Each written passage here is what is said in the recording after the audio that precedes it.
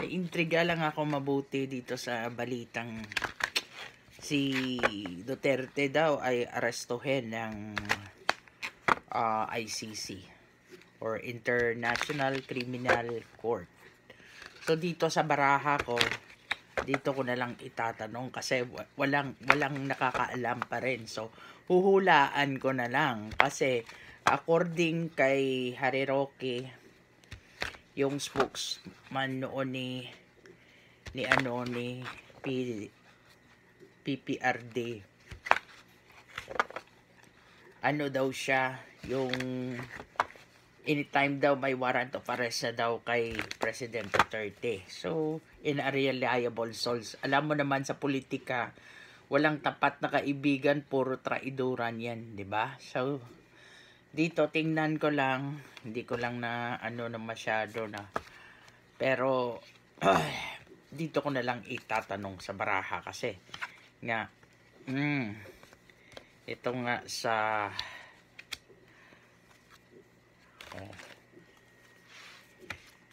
strength, nakita ko dito is, so ang ipakita ko sa inyo, unang baraha nakuha ko ay world, no? Ito, world. So ang kahulugan po niyan ay nagbabantay po tayo sa mga pangyayari ngayon sa So, ang future po, ang sabi niya strength, may strength daw. So, ang tinatanong kasi natin, si Duterte, kung maaresto siya. May pinagagawa ba na may warrant of arrest na ba sa kanya? Kasi nga, siyempre, kamakailan lang, nandito yung mga ICC sa Pilipinas, di ba? So, ito ang masasagot. So, ang dito, ang the Ace of Pentacles kasi ito followed by by yung una page. So ang ibig sabihin, nagsa-struggle po sila kasi ngayon si Sara na lang yung sa pwesto, di ba? So parang yung mga Duterte natatakot. So pero ito strength pa rin, no? At saka star po to. So ang ibig sabihin po, mahirap po na maaresto siya kasi dapat may cooperation po sa Philippine government, at depende yan sa presidente ng Pilipinas kung paarestohin siya. Kaya lang siyempre yung nasa mga galamay po ng presidente, hindi niya totally makontrol yan. Kasi kung gumagalaw sila na against sa Duterte, like for example, mga senador na mga Dilawan at Pinklawan, so talagang naghanap sila na maging katulad po dati na yung si President Erap na aresto, si Gloria. Ganyan yung ginagawa kasi 'di ba na nakulong din si Jinggoy, si Bong Revilla, at pati yung si Trillanes, siya yung pasimuno ng lahat na ito sa ICC. Kasi nakulong din yan, kaya lang rebellion ang kanilang kaso. At saka yung mga iba pandarambong. So ang nila, murder talaga. Dito ang mga bloodshed, yon ang pinaano nila sa violence, no, na drug war, kay Duterte, kay Bato at General Bato at kay BP Sara Duterte. Hindi lang to patagalin natin. So, tapusin ko siya medyo tagal-tagal konti kasi dapat i-explain ko rin kung ano mangyari, 'di ba? So, dito ang una, ito cooperation to ng siguro may mga tao na gustong buwagin ang yung pagsasama ng mga Duterte at saka Marcos, no? Ang tao behind dito na traidor ay ang kanyang physical description ay moreno. Moreno yung kanyang, though parang ano siya, hindi siya maputi na lalaki. Siya yung behind dito sa mga pakana na ito. At saka happy sila pag nag-aawa yung mga Marcos ang Duterte kasi yun ang nakikita nilang weakness na para mabuwag yon. So, kasi nga dito, yan. So, ang punto pala dito ay talagang buwagin ang mabuting pagkakaibigan ng dalawa, no? Kasi wala na rin ang mga Dilawan kasi syempre namatay na yung mga dati, no? Si ex-President Cory Aquino, Noynoy Aquino, may sakit din si Chris. So, kaya yung ano nila sa Marcos ngayon, kasi siyempre mga strong to mga strong politician to, mga Marcos at Duterte. Ipa-clash nila, yun ang pakana nila dito. Tsaka siyempre, ang babae na ito, probably siguro ang description ko kina ng moreno na lalaki na behind dito is Trillanes. At saka ang babae dito na gustong ipahupa ba yung galit kasi talagang galit yung mga Duterte na ngayon sa Marcos, no? Si Amy Marcos. Ayan. So, behind kasi dito ang tensyon at work of the devil na buwagin nga yung mabuti nilang pagkakaibigan. So, ang ano naman, next naman natin, explanation dito, habang naghihintay nga tayo na kung anong mangyari, no? Hindi ako magla-live, pero alam kong may, basta fresh pa, hindi pa siya na-arrest, kailangan ko ng hulaan, no? Sa baraha.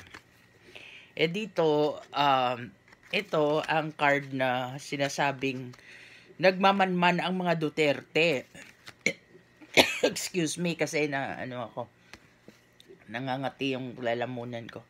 Ito nagmamanman sila at hindi sila confident na hindi sila mapahamak. Pero ito naghihintay sila pero hindi maging successful ang mga taong kumakalaban ngayon sa pamilya Duterte. Kasi siyempre, tayong mga Pilipino, siyempre, rin sila. Takot baka magkaroon ng civil war kung mangyari ngayon. Maghati at saka yung mga panig ng mga Duterte, malakas sila sa Mindanao. Iyan. So, hindi po magtatagumpay yung arrest na yun. Pero hindi ko sinasabi na magkanpante lang sila kasi ngayon siguro. Pero hindi po yun mag-stop yung mga kalaban hanggang sa next election. Hanggang kung may makita silang loophole na butas na papasukin nila para talagang maparusahan si President Duterte, lalo na yung ng mga taong mga politician, mga narco-politician sila diba? So nasira yung negosyo nila noong panahon ni Duterte, nakulong pa si Laila de Lima, diba?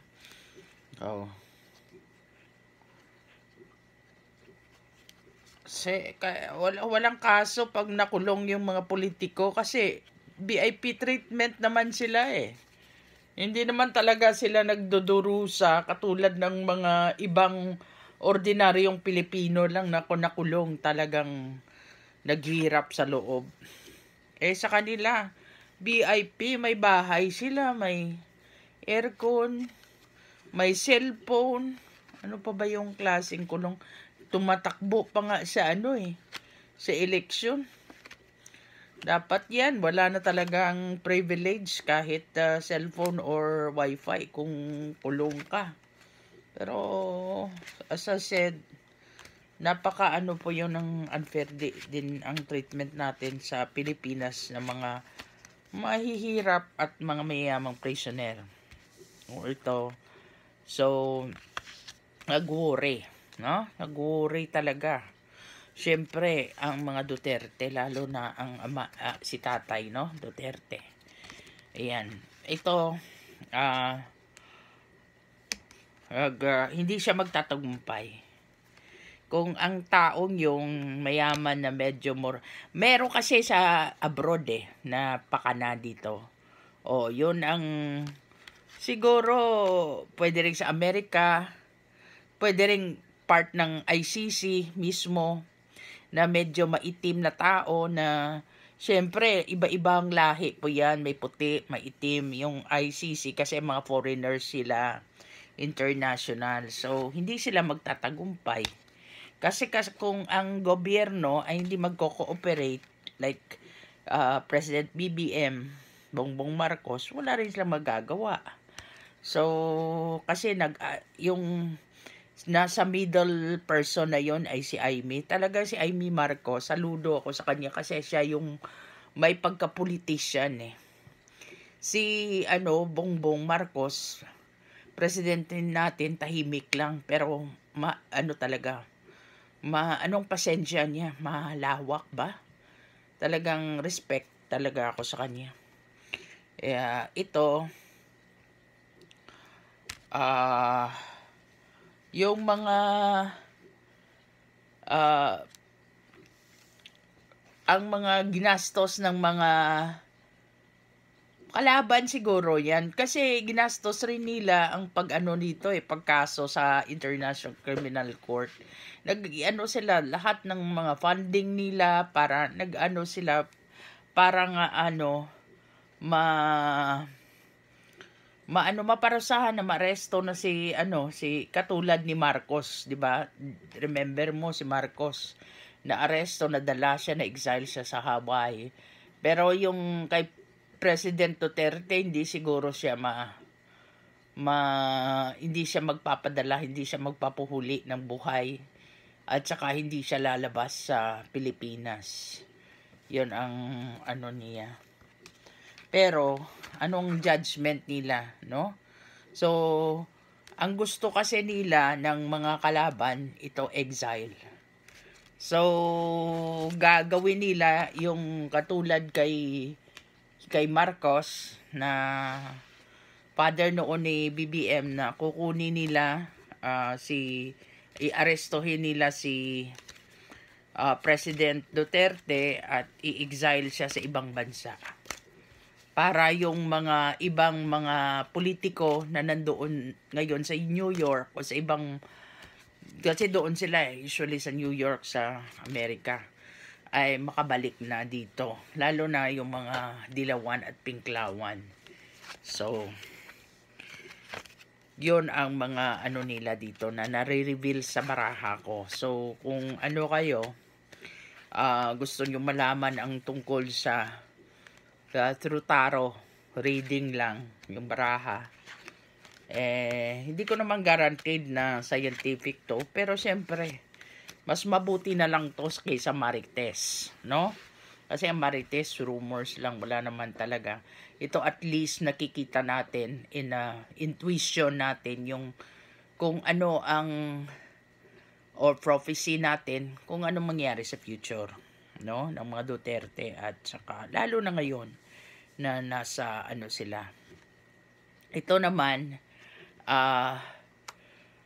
nakikita ko ay may temperance pa naman. So ang temperance yan ay pasensya, no, sa siguro kay Bongbong yan, no, kasi siya ang presidente. So mga nabitawang maanghang salita, kung nagpadalos-dalos din siya doon sa mga ganon, malamang away na ngayon. So pinabayaan niya lang, no, so hindi niya pinatulan. Ito sa Empress,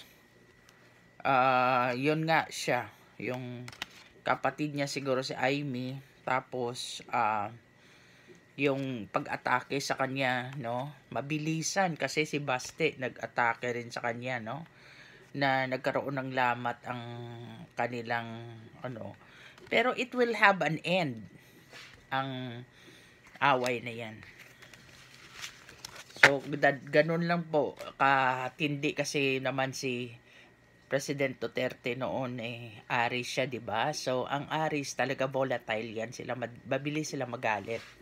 So, ang ano niya, madali rin siyang humupa, no? Si Bongbong practical 'yan, no? Virgo kasi siya, so hindi siya more on war. At sa mga salita ganyan, talagang proyekto 'yan. So pera gusto niyang magnegosyo, agribusiness ang gusto niyang i-flourish ngayon, i-funding niya ng gobyerno. Doon sila nakatutok. Hindi doon sa mga drug of war o ano. So pinabayaan niya na lang kung anong sasabihin ng isa tungkol sa kanya, kasi kung papatulan niya away talaga. So ito so sasabihin ko na lang later kung ano,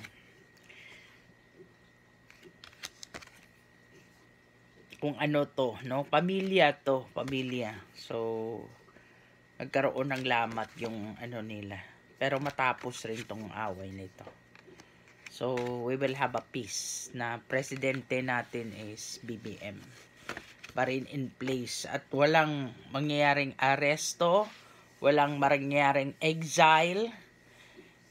Pakana lang po niya ng mga pinklawan na paawayin ang mga Duterte at mga Marcos.